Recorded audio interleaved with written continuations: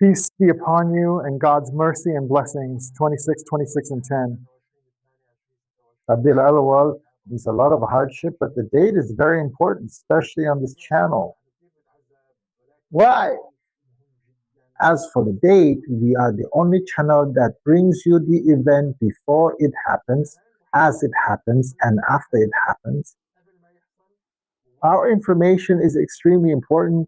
It must always be tied to the timing. If you come back to the video after 2 months and the date wasn't mentioned, you'll say, well, doctor, nothing happened. Honestly, I don't know what. Is everything documented by date? I mention the date at the beginning of every episode. And I don't write it down. I say it to remind myself when I say it, and you hear it differently than when you write it down. So this is very important, and this has to do with psychology. Now tell me, why don't you write it down for yourself, listen to it, and memorize it, especially in this episode before I start? In the content of this episode, I hear people say that mercy is only for humans, but some animals have also been discovered to have mercy, right? Some animals sense earthquakes and tremors before humans do, right? We agree on this point. When you and I have talked a lot, whole lot about this story and about animals, especially dogs. And we observed some behaviors in dogs that sense earthquakes before they happen. And some birds, certain birds, don't sense them. Look, glory be to God, the Lord of the worlds. He gave birds a trait where they don't sense destructive earthquakes like dogs and cats do beforehand. Seconds or minutes or 2 minutes, some animals and dogs sense it a couple of minutes before. Within seconds, meaning it ranges from 10 seconds to 120 seconds. But birds specifically, until now, I don't know the scientific reason for this, but you should know that birds have a GPS system. God Almighty gave them a GPS in their brains, so they are able to know their way exactly.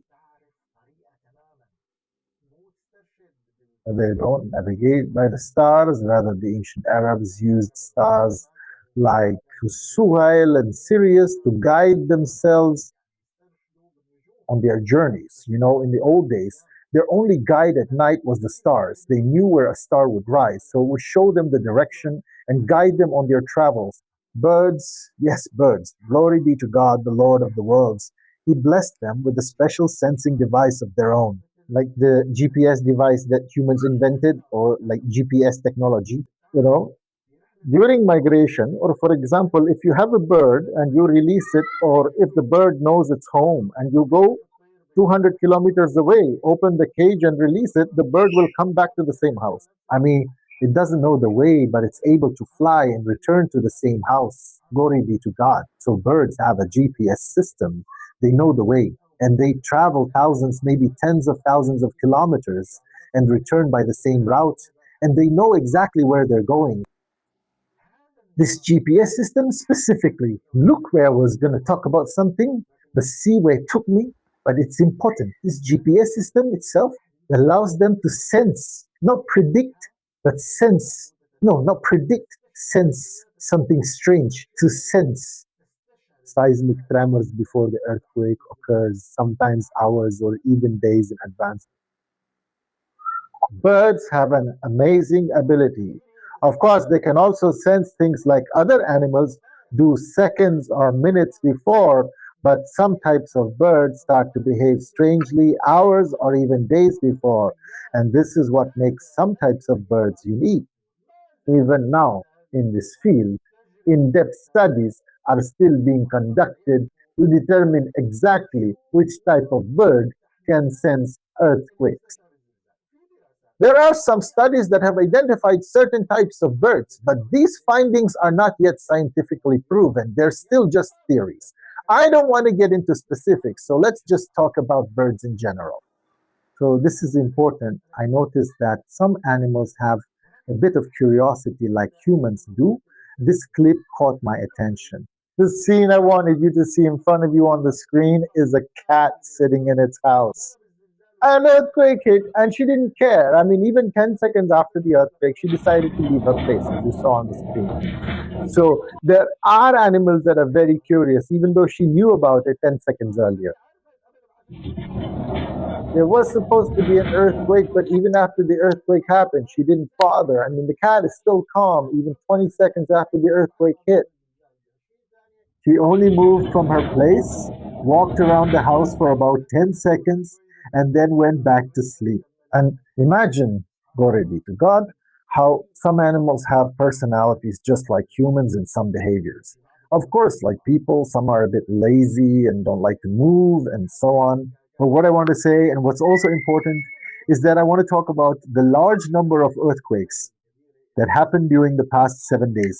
I have a total of 187 earthquakes with a magnitude greater than 4.5. 4.5 on the Richter scale, 100. 187 earthquakes with a magnitude greater than 4.5. 4.5 on the Richter scale occurred in 1 week, and this number, if you know, is very, very large. In 1 week, 187 earthquakes with a magnitude greater than 4.5 on the Richter scale. Where was this number recorded?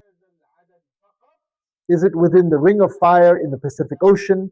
I put an image on the screen in front of you. The ring of fire. Look at the Pacific Ocean. Glory be to God.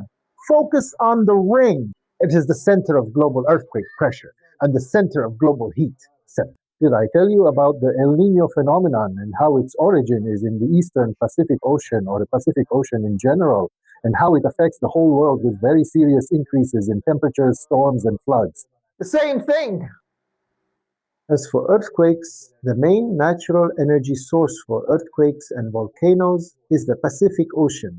What happens there affects the rest of the earth. In fact, it affects the rest of the world, the other continents, and the other oceans. So when I have an indicator that there are 187 earthquakes in a week with a magnitude greater than 4.5, this is definite evidence that some of them are aftershocks, because we know that in Indonesia there are aftershocks. But usually there would be 20, 30, or 40 aftershocks, okay, the private one. It's concentrated in Indonesia and southern Indonesia, clearly, and the Flores Sea. But the rest of these earthquakes, as you saw, I drew them for you. I drew them for you. And I prepared a picture for you that shows the distribution across the entire ring of fire in the Pacific Ocean.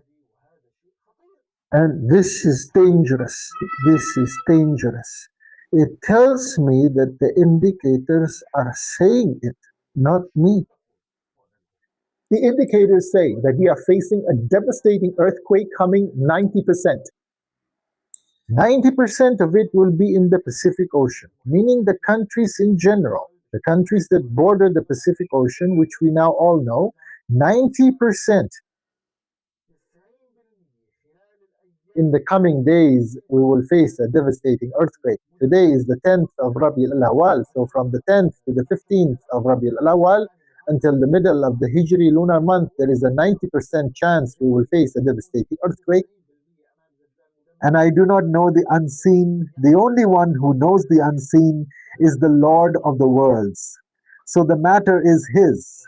But the knowledge He has given us and the indicators we rely on make us able to predict and anticipate scientific events.